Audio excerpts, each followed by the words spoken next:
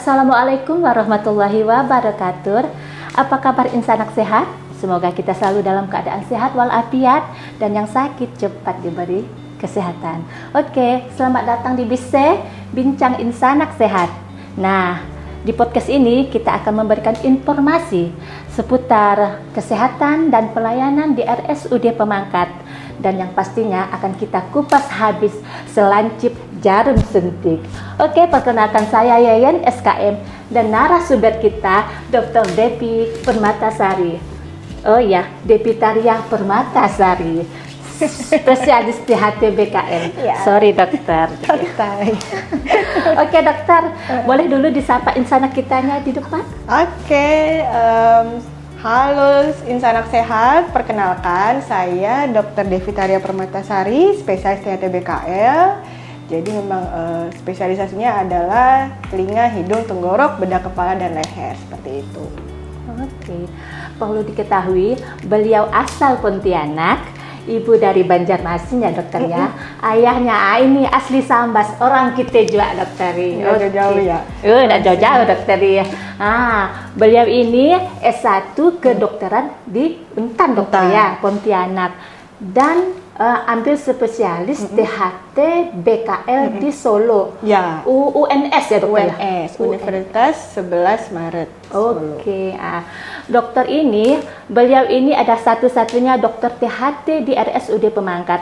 Dan yang pastinya dokter ini dokter tetap di kita ya di RSUD Pemangkat. Oke, sekarang ini dokter kita akan membahas tentang rinitis alergi ya dokter ya. Boleh. Ini kenapa diangkat? Karena ini merupakan kasus 5 terbesar ya dokter ya. Ya, betul. 5 terbesar di Poli THT RSUD Pemangkat. Betul sekali. Oh, kalau boleh tahu dokter, apa sih rinitis alergi itu? Oke.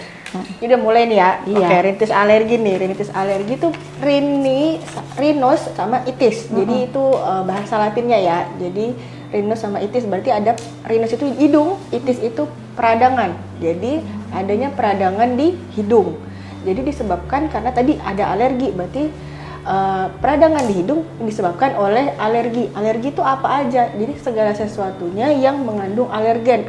Ada substansi atau bahan-bahan yang membuat kita menjadi alergi gitu, timbulnya di hidung. Rinitis itu memang sebenarnya secara gambaran besarnya bisa karena alergi dan juga bisa karena bukan alergi gitu, tapi gejalanya yang timbul mirip gitu loh. Terus itu apa aja resiko yang dapat meningkatkan kemungkinan seseorang tuh ya dokter yang mengalami rinitis alergi? Oke, jadi yang pasti namanya rinitis alergi itu kan karena penyebabnya alergi ya. Iya. Karena alergi berarti ada faktor risikonya itu terpapar sama alergen-alergen itu tadi gitu. Jadi bisa karena debu atau sebenarnya itu dari tungau debu rumahnya itu sebenarnya, atau bahkan ada literatur yang menyebutkan bahwa kotoran si tungau debu rumah itu yang bikin kita alergi. Nah, ada juga karena bahan-bahan makanan tertentu yang mengandung alergen, seperti biasanya itu yang mengandung protein tinggi biasanya gitu. Itu yang menyebabkan kita akhirnya timbullah gejala seperti hidung tersumbat, bersin-bersin, keluar ingus yang encer dari hidung gitu. Tapi itu sih biasanya debu gitu, makanan bisa ya dokter? Bisa, bahan-bahan makanan kalau tertentu. Orang yang biasa dingin, hidung pilek itu gimana dokter? Oke, oh iya tuh sering memang kan kadang pasien-pasien itu datang, dok saya itu ada alergi, alerginya apa pak bu gitu, alerginya alergi dingin gitu misalnya ya, alergi dingin. Nah sebenarnya dingin itu bukan alergi. Oh gitu. Dingin itu bukan alergi ya. Jadi itu adalah respon yang berlebihan dari mukosa atau dinding dalam di hidung kita itu yang responnya berlebihan dari sistem sarafnya kemudian ke pembuluh darahnya. Tapi gejalanya mirip. Itu tadi bersin-bersin, ada hidung tersumbat, ada bengkak di hidung gitu, tapi sebenarnya bukan alergi, dia responnya aja berlebihan. Selain tadi karena dingin, bisa karena perubahan posisi tubuh. Nah, kadang tuh ada pasien atau kita aja ya kadang Iya. kalau tidur, dok kalau saya miring ke kanan, mampetnya di sebelah kanan. Iya. Ntar kita miring ke kiri, mampetnya pindah. Nah Iya, itu karena gimana tuh? sering kan gitu. Iya, Nah itu betul. bukan alergi sumbatnya, tapi memang tadi respon yang berlebihan dari saraf yang ada di hidung kita ke pembuluh darah gitu. Makanya berubah posisi, berubah juga dia. Tadi kita sebutin apa tadi, ada dingin. Betul. Atau perubahan cuaca sebenarnya ya, bukan cuma karena dingin. Karena perubahan posisi tubuh. Bisa juga karena bau-bau menyengat. Nah, kalau kita masak yang pedas atau apapun bau-bau menyengat tuh bersin-bersin Betul, terus betul, kan. dokter, iya. Orang anggapnya itu alergi karena dia bersin-bersin, padahal bukan. Respon gitu ya. Respon berlebihan dari hidungnya kita gitu. Oke. Jadi bagaimana cara mencegah rinitis alergi itu, dokter? Kita balik lagi ke rinitis alergi karena Iya. penyebabnya adalah alergi. Berarti untuk mencegahnya kita paparannya yang kita cegah. Paparannya dicegah gimana ya? Kalau misalnya dia alerginya terhadap debu, berarti sebisa mungkin nggak terpapar debu. Tapi gimana kan kita di rumah pasti debu kan pasti ada di rumah, Betul, ya kan? dokter. Akhirnya kalau misalnya beres-beres rumah pakai masker. Kalau kadang kita tuh banyak debunya di kamar karena kita aktivitas malam istirahat kan di kamar. Betul. Berarti spraynya yang sering diganti seminggu sekali gitu ya. Spray bantal, gulingnya gitu ya. Kemudian Kipas angin tuh, dokter ya. Debunya dokter ya. muter Iya, betul. di satu ruangan itu gitu. Atau punya perempuan-perempuan nih, cewek-cewek, boneka-boneka yang bulu-bulu. Oh, iya. Nah itu kan banyak tertimbun debu tuh di situ. Betul, Jadi betul. harus kalau emang masih mau tidur sama boneka itu ya berarti harus rajin banget dicuci, dibersihkan. Kalau enggak, jadi pajangan aja di dalam lemari kaca misalnya. Jadi tetap bisa dilihat, cuman nggak boleh dipegang-pegang lagi karena debunya bisa terhirup sama kita. Terus apalagi ya, karpet-karpet yang bulu-bulu. Nah itu tuh kalau di kamar tuh sering tuh, atau horden gitu. Yang memang harus sering dibersihin jadinya. Kalau emang orangnya nggak terlalu telaten ya nggak usah lagi ada barang-barang itu di kamar gitu ya. Kalau beberes rumah juga, kita kan kebiasaannya nyapu dulu baru ngepel nih gitu ya. Jadi untuk menghindari debunya terhirup sama kita, pertama tadi pakai masker, kedua dipel dulu. Jadi si debu-debunya udah tertempel di kain pel, sisanya baru disapu. Atau kalau yang udah punya vacuum cleaner misalnya ya udah divakum, itu bisa. Tapi kalau kita yang nggak punya vacuum cleaner, ya udah dipel dulu baru disapu, gitu supaya debunya ndak nyebar kemana-mana ya gitu. Pencegahannya itu salah satunya. Kalau boneka aja berdebu, berarti yang kulit kucing biasa ya, apa? Ah, Bulu kucing betul. yang biasa di tempat tidur itu, dokter. Ya, kalau Nah. orang yang punya alergi kadang ada alerginya bulu kucing Iya, gitu ya, betul. atau kutu kucing, pokoknya gitu ya dari situ. Jadi memang kalau emang pelihara binatang berbulu, mohon maaf lahir batin Iya gitu banget. ya. Jadi pisah rumah. Iya. Karena kalau udah deket, takutnya timbul lagi gitu. Kita kan intinya kan mencegah ya gitu supaya tidak kambuh, ataupun kalau kambuh dia nggak berat lah kondisinya. Itu tadi untuk yang terhirup. Nggak cuma dari itu, makanan juga gitu. Bahan-bahan makanan tertentu yang bisa menyebabkan alergi ya sebisa mungkin kita hindarin kalau memang tahu apa aja gitu. Jadi memang mencegahnya begitu supaya nggak kambuh, karena balik lagi alergi itu kan genetik. Nah ya Iya, genetik, keturunan, dokter ya. turunan betul gitu. Jadi kalau misalnya atasnya kita atau misalnya orang tua atau kakek nenek punya alergi, apapun bentuknya alergi, kita juga bisa punya resiko genetiknya punya alergi juga, akhirnya nggak bisa sembuh. Jadi kita cuma bisa mencegah supaya tidak kambuh, atau kalaupun kambuh tidak berat gitu, karena banyak efek-efeknya nanti yang mungkin akan kita bahas berikutnya gitu sambil jalan ini. Menarik nih, dokter, karena mendengar yang ada keturunan genetik, hubungannya dengan rinitis sama penyakit lain seperti asma. Asma kan keturunan juga. Oke. Oh iya. Nah, tadi itu namanya adalah karena intinya sama, dia alergi. Ada namanya United Airway. Jadi penyakit atau kondisi karena alergi itu di saluran Jadi nyambung tuh antara hidung, tenggorok sampai ke paru. Gitu. Jadi kalau misalnya orang yang punya alergi, intinya alergi, ketika dia rinitis alergi gitu ya, nanti bisa aja dia punya resiko ke parunya juga penyakitnya gitu, kondisinya asma. Tapi memang yang namanya alergi itu di tempat-tempatnya beda-beda. Misalnya kalau di mata tuh gatel matanya, konjungtivitis alergi ada, jadi matanya berair gatel gitu ya. Di telinga juga bisa gatel, di hidung gatel, bersin, sumbat, di langit-langit juga bisa gatel, di tenggorok bisa gatel, bisa sampai sesak. Ada kan yang orang sesak karena habis makan makanan tertentu atau obat-obat tertentu jadinya sesak karena di sini bengkak saluran pernafasannya yang di sini tenggorok. Kalau di paru namanya asma. Ada juga kalau di kulit namanya biduran. Oh, ngaruh juga. Iya, itu kan alergi juga gitu, reaksi alergi. Jadi memang reaksi alergi di tubuh kita beda-beda. Atau di kulit juga namanya dermatitis atopik kalau pada anak-anak, kayak merah-merah di sini atau misalnya di sini gitu. Itu contoh-contoh alergi gitu. Jadi emang ada hubungannya itu antara rinitis alergi dan juga asma. Dari United Airway-nya yang jadi satu salurannya sama atasnya alergi judul utamanya gitu.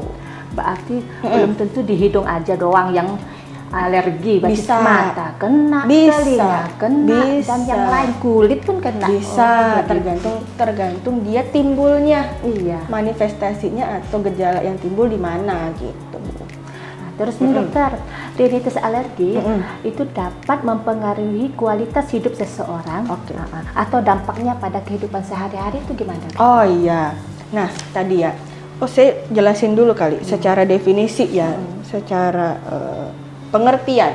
Rinitis itu alergi ataupun bukan ya, rinitis itu adalah inflamasi atau peradangan di hidung yang itu gejalanya harus ada satu dari dua. Satunya ada bisa sumbat di hidung atau keluar cairan dari hidung, baik itu dari depan berarti ingus ya, atau yang ke belakang posterior, jadi tertelan kayak kita nelen ingus ketelan. Itu masing-masing gitu. Atau ada keluar ingus dari depan, keluar ingus dari belakang, atau ada nyeri di wajah, berasa berat ketika apalagi saat menunduk ataupun ditekan.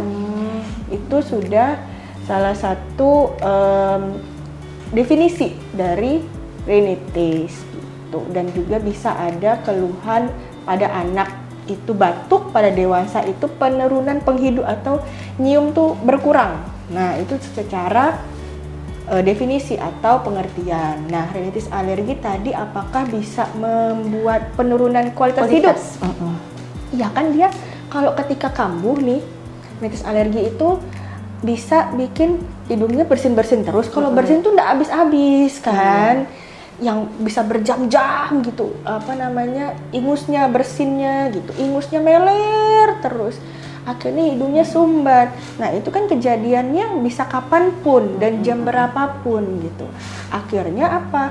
Aktivitas dia yang sehari-hari bisa saja terganggu. Aktivitas entah itu dia bekerja, entah itu dia sekolah, bahkan mungkin sampai dia tidur terganggu. Akhirnya kalau aktivitas tidurnya terganggu, berarti kan tidurnya nggak nyenyak tuh. Karena si bersin-bersinnya lah, entah dia sumbatnya nggak bisa tidur jadinya.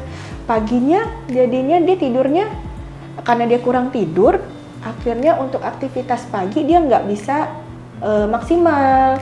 Entah dia ngantuk, kalau anak sekolah ngantuk di sekolah, kalau dia kerja dia akhirnya di kantor dia juga akhirnya ngantuk-ngantuk, jadi kan akhirnya kualitas hidupnya berkurang. Gitu. Berarti mempengaruhi ya dokter? Sangat berpengaruh. Jadi harus kita cegah dan juga kita tangani gitu ketika sudah ada timbul gejalanya. Nah, itu gimana caranya? Nah, caranya ya.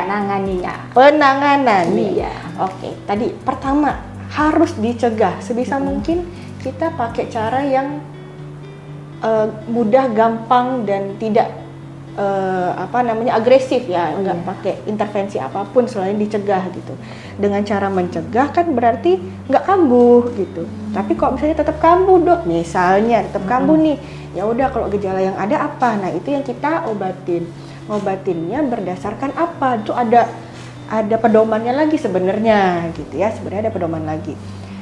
Dia berdasarkan gejala yang timbul itu ringankah, sedangkah, beratkah, tingkat keparahannya, dan seberapa sering gitu. Jadi ada intermittent, ada resisten gitu ya, berdasarkan frekuensinya berapa hari, berapa minggu, atau tingkat keparahannya yang sedang berat atau yang ringan, itu tadi yang mengganggu aktivitas apa enggak. Nah itu ada pedomannya sendiri, itu beda-beda, ada obat-obatnya gitu, ada step-stepnya gitu.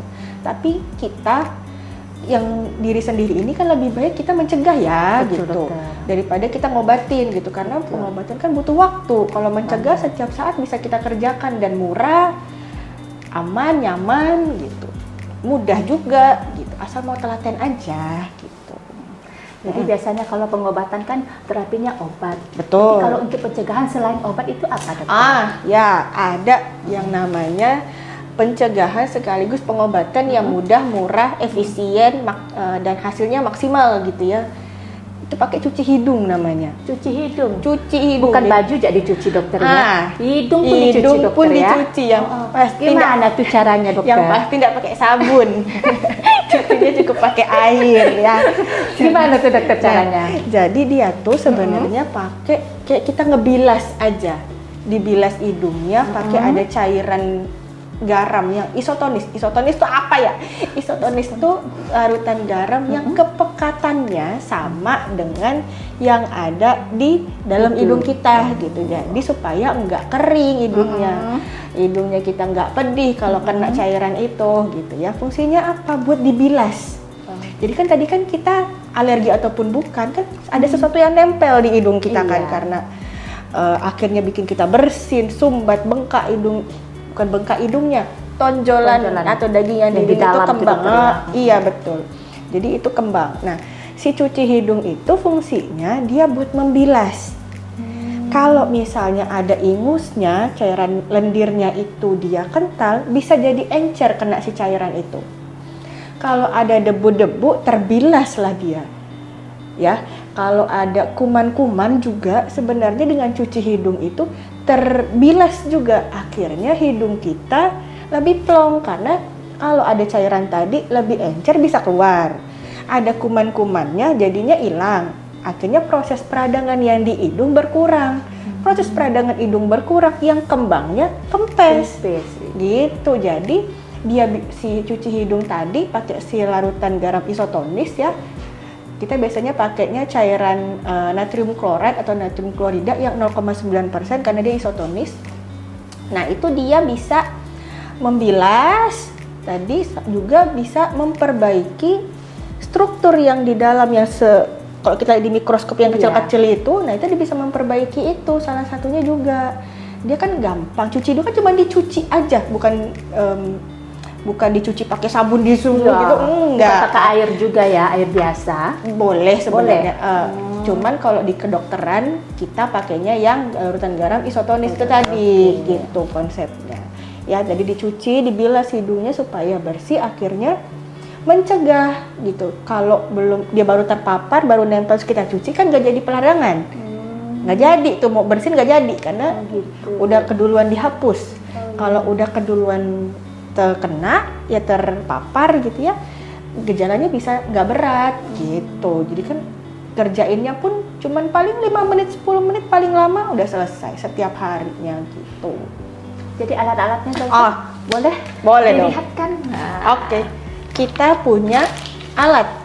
Nah, ini tadi yang saya bilang ya, cairan isotonisnya, cairan garam isotonis ini di apotek banyak, tapi kalau ini kan cairan infus ya. Iya, malah air cairan infus. Betul. Jadi cairan infus itu tuh kan banyak jenisnya. Nah, jadi ada yang ini yang warnanya orange biasanya. Itu isinya natrium klorid atau natrium klorida 0,9% tuh, 0,9%. Jadi dia isotonis yang sama dengan kepekatannya sama dengan yang ada di mukosa hidung kita. Ini terus ada jarum suntik. Mungkin insan sehat semuanya sudah pernah lihat kali ya, ada yang video-video cuci hidung, apalagi zaman-zaman Covid kemarin. Iya. Itu kan viral tuh, banyak yang orang-orang cuci hidung gitu ya. Nah, ini bisa pakainya sih apa namanya ini jarum suntik. Iya. Ada juga kadang orang yang pakai botol yang besar terus dikeluarin gitu. Ada juga, boleh dengan cara apapun Nggak boleh. masalah dokter. Nggak masalah, yang penting dicuci intinya ya. Jadi ada jarumnya, nanti jarumnya bisa dilepas aja. Jadi kita nggak pakai jarumnya. Kemudian nanti kan ini ada kan tutup ya. Jadi gimana cara bukanya? Bisa pakai namanya Transofix yang kayak gini. Jadi nanti ini bisa dilepas, dicolokin buat ngeluangin airnya ke dalam wadah. Nanti baru diambil airnya, disedot. Kita coba tapi nggak beneran ya. Tutorialnya nggak pakai cuci beneran nih. Kalau mau video lengkapnya mungkin nanti bisa cek di YouTube manapun atau di TikTok mungkin banyak ya. Sudah contohnya kita Cak-caknya lah dokter ya. Ica-icanya betul. Jadi nanti diambil airnya sampai penuh, kemudian disemprotkan ke hidung. Nah ini tekniknya, kadang banyak orang yang salah. Akhirnya, dok nggak mau lagi cuci hidung. Kenapa? Pedih. Dok kenapa? Kok nggak mau lagi? Kesedak dok gitu. Nah karena caranya salah. Ya. Jadi misalnya ini udah dipenuhin ya pakai air ya. Contohnya, jadi kita kepalanya nunduk ke depan, jadi nanti ngerjainnya bisa di bawah kita sini, misalnya di meja ya ada baskom gitu, atau misalnya di wastafel. Jadi baju kita nggak basah. Buang ya. Ya nanti biar airnya nggak berceceran kan, lebih bersih. Oke. Jadi ini kan kita madepnya ke bawah, agak nunduk sedikit, kemudian kepalanya miring dulu. Set, entah miring kiri, miring kanan. Contohnya kita miring ke arah sini ya, gitu. Terus si ini ujung jarum, ujung spet kita ini masukinnya ke arah yang hidung yang sebelah atas. Yang di atas. Hidung yang di atas, gini aja masukin, set gitu masuk. Dia nunduk, kepalanya dimiringin, baru dimasukin, mulutnya dibuka. Nganga, kemudian tahan nafas. Baru kemudian disemprot pelan-pelan aja. Nanti airnya akan keluar dari hidung yang tadi ke hidung sebelah atau dari mulut. Jadi nggak usah kaget, kok bisa nembus? Iya, memang hidung kita itu kan kayak huruf U gitu, tapi di tengahnya ada tulang, tapi di belakangnya sini kan tetap nyatu. Nanti turunnya ke bawah ke tenggorok. Jadi makanya bisa keluar dari situ. Kemudian setelah keluar tadi airnya, kita buang napas sambil ngeluarin sisa-sisa airnya. Jangan ditarik nafasnya. Kalau kita tarik nafasnya kesedak, pedih, sampai ke dalam-dalam tuh pedihnya tuh gitu kan. Jadi itu kesalahan-kesalahan yang biasanya sering orang-orang kerjakan gitu. Jadi panik duluan gitu. Jadi jangan bernafas saat disemprot. Nanti nafasnya setelah dibuang cairannya, dibuang ingusnya, baru boleh tarik nafas supaya nggak tersedap itu tadi. Gitu. Jadi cuci hidung aja di hidung sebelah kanan dan sebelah kiri. Biasanya kalau saya sih 2-3 semprot di hidung kanan, 2-3 semprot di hidung kiri, minimal sehari 2 kali, pagi sama malam, baru bangun sama mau tidur. Kalau mau lebih sering silahkan, karena ini kan aman ya, yang tadi saya bilang larutan garamnya isotonis, jadi dia aman, mau dipakai sehari mau berapa kali juga aman. Gitu, apalagi kalau hidungnya misalnya sumbat bener karena ingusnya kental misalnya ya, kan tadi buat ngencerin. Nah jadi sering-sering aja cuci hidung, bisa sehari 4 kali boleh gitu. Misalnya kapan dia sumbat, silahkan aja dicuci. Nggak masalah dokter. Nggak masalah. Sebanyak apapun gitu. Ya paling nggak 4-5 kali lah ya, supaya nggak iritasi juga, karena kalau disemprot takutnya lecet gitu. Oh iya, jangan kencang-kencang, jangan kuat-kuat waktu disemprot. Karena kan kok terlalu kuat tekanannya bisa bikin berdarah. Iritasi di dalam. Iritasi berdarah jadinya malah keluar mimisan gitu. Jadi pelan-pelan aja, nggak perlu kuat-kuat kok. Kasih tekanan positifnya atau disemprotnya, gitu ya. Gitu. Berarti tidak boleh diganti air biasa. Terus itu, ini kan NaCl dokter Ya, NaCl 0,9%. RLK atau yang lain gimana? Oh, untuk cairan garam isotonis yang lain kayak RL itu ada yang bilang boleh, tapi secara umum dari berbagai macam literatur ya yang sudah dipelajarin, yang sudah diteliti, itu biasanya memang pakainya normal salin yang ini gitu ya, yang sodium klorat atau natrium klorida yang 0,9% gitu. Kenapa nggak pakai yang lain kayak RL? Ada tapi jarang digunakan, dan di literatur tuh kebanyakan bilangnya yang natrium klorat. Kenapa pakai air nggak boleh? Bukan nggak boleh ya gitu, karena kan kalau kita tahu yang wudhu, waktu kita wudhu kan ada tadi disunatkan ya, masukin air ke dalam hidung kemudian dikeluarkan lagi. konsepnya sama sebenarnya dari yang diajarkan oleh Rasulullah SAW itu sebenarnya bisa, memang konsepnya sama. Cuman untuk di bidang kedokteran kita pakainya yang cairan 0,9% dari natrium klorida itu. Bukan berarti enggak bagus, enggak. Lagi pula air yang kita pakai buat wudhu itu kan dia yang suci lagi mensucikan. Sebenarnya baik gitu, enggak salah. Cuman untuk yang saya pelajarin di kedokteran ini, yang ilmu yang ada di saya gitu ya, pakainya yang ini. Bukan berarti enggak bagus pakai itu. Dok, kalau saya udah pakai intinsar sama istinsar gitu gimana dok? Boleh nggak? Boleh. Kan intinya sama. Oke, Gitu oke. ya. Oke, Sama oke. aja mau pakai cairan apapun, tapi kalau ke dokter kita pakainya yang ini. Oke. Gitu. Oke deh ini dokter. Ada pertanyaan dari pemirsa atau Boleh. anak sehat. Boleh, Kita boleh. bacakan dokter ya. Silakan. Saya memiliki gejala rinitis alergi, tetapi tidak tahu apa yang menyebabkan saya alergi. Oke. Bagaimana cara mengetahui apa yang menyebabkan saya alergi? Oke deh.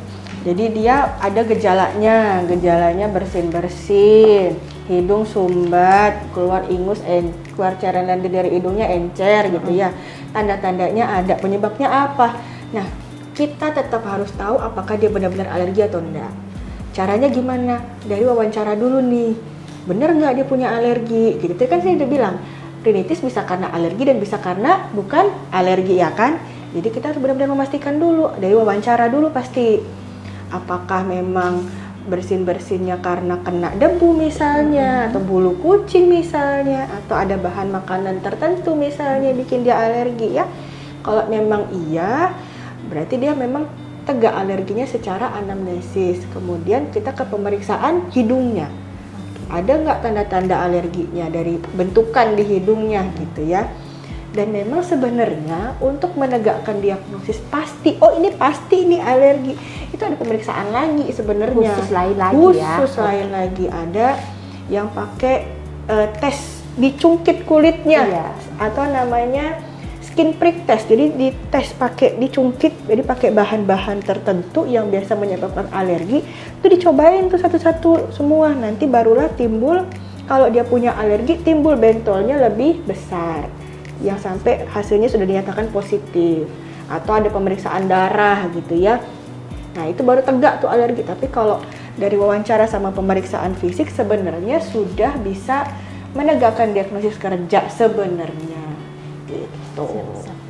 Oke, udah nggak terasa dokter ya, ke sini mau habis waktunya ya. Wah, nggak Tapi kerasa boleh ya? dong dokter terakhir nih, mungkin ada pesan dan kesan untuk Oke. insanak sehat kita hari ini. Oke, jadi buat insanak sehat, yang namanya rinitis gitu ya, atau peradangan di hidung itu sebenarnya bisa karena alergi ataupun bukan. Penyebabnya tadi banyak. Kalau alergi ya pasti ada karena faktor alerginya, terpapar alergi. Tapi kalau karena bukan alergi tadi bisa karena responnya kita berlebihan, respon dari hidungnya. Tapi gejala yang timbul sama, ingus, bersin, sama sumbat. Nah, untuk pengobatannya yang paling aman, paling nyaman, paling murah, paling mudah, cuci hidung. Tadi mana tadi alat kita? Tuh, dicuci hidung gitu ya, Murah. dikerjainnya rutin. Siap. Jangan cuma sekali-sekali, karena paparan tetap datang terus gitu ya. Kemudian jika tidak berkurang gejalanya atau gejalanya berat, tidak hanya itu gitu ya, silahkan datang ke vaskes terdekat terlebih dahulu untuk diperiksakan lebih lanjut. Seperti itu. Siap. Oke dokter. Iya. Terima kasih informasinya. Sama. Oke, kami berharap informasi yang disampaikan dapat membantu insanak sehat untuk memahami lebih baik lagi gejala, faktor risiko, dan pencegahannya. Nah, jangan lupa jaga kesehatannya dokter ya. Betul. Jika memiliki gejala rinitis alergi, jangan lupa cuci hidung dulu. Oke, terima kasih dokter Iya, telah memberikan sama-sama. ilmu dan pengalamannya yang berhubungan dengan rinitis alergi. Sama. Sampai jumpa di episode berikutnya. Salam sehat. Wabillahi taufiq wal hidayah. Wassalamualaikum warahmatullahi wabarakatuh.